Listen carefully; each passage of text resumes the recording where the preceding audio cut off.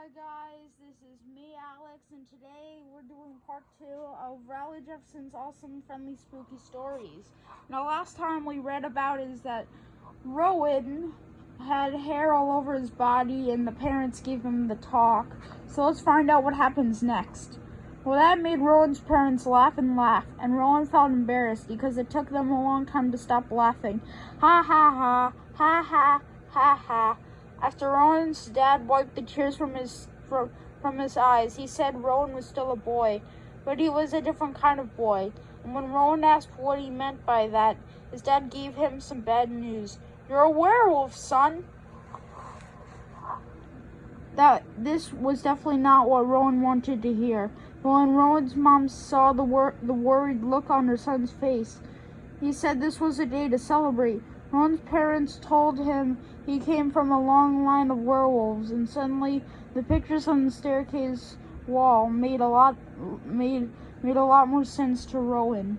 Then Rowan's parents gave him some more bad news. They said they were both werewolves too.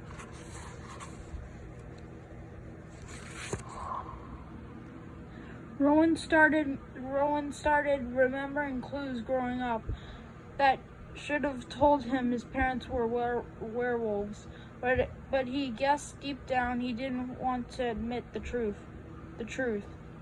Shave. Aroo! Then Rowan started crying. He said he just wanted to be a regular kid and have a normal life. But his parents said a werewolf could live in a perfectly normal life as long as they kept on top of their grooming and hid who they really were from the rest of the world. RIP. Rowan didn't want to hide who he was, though. He had always been taught to be yourself, and that's what he planned to do. Rowan's parents told him there are ignorant people in the world who don't like anyone who is different. And Rowan knew exactly the type of people his parents were talking about. Then Rowan asked his parents a question he wasn't sure he was ready to hear the answer to. But don't werewolves eat people? Rowan's parents looked a little uncomfortable and said that was a subject for another talk later on. But Rowan had a feeling he knew the answer to his question. So the next day he brought his toys with him to recess, and this time nobody dared to mess with him. Rowan's example inspired his parents to stop hiding who they were too. And from that day on, Rowan and his family lived as their true selves, and everyone else had to deal with it. Ow! Okay, now we're on chapter 2. The prankster. Now it looks like a spiky character as a main character. Looks like a guy from Strong Bad Emails from Homestar Runner. Looks like there's TP, so maybe this might be a prank one. So I'm gonna read a little bit and let's see what happens next. In a little seaside village somewhere in Europe, there lived a man named Jasper, and everyone knew who Jasper was because he was the village prankster. Most of Jasper's pranks were pretty harmless.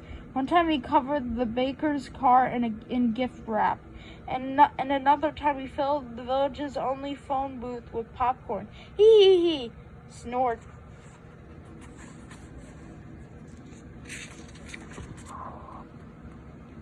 Sometimes Jasper would even prank his own family members, and his mother never really forgave him for gluing all of her furniture to the ceiling.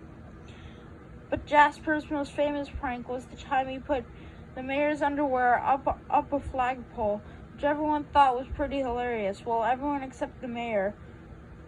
Ho ho, Jasper! Snarf. Hee. That was the thing about Jasper's pranks. Most people thought they were pretty hilarious, unless they were the one being pranked. Splorsh. Anyway, one morning, Jasper woke up trying to figure out who he was going to prank next. He couldn't decide if he wanted to toilet paper his next-door neighbor's house or replace the baker's cream-filled donuts with toothpaste. And that's where we're going to end off. This was part 2. It was very hilarious, and we know about Jasper the prankster. It reminds me a little bit of Michelangelo, but not really. It doesn't really sound like SpongeBob, but I am reading this on April 1st, so it does make sense. Anyways, we'll continue next time, part 3. Bye!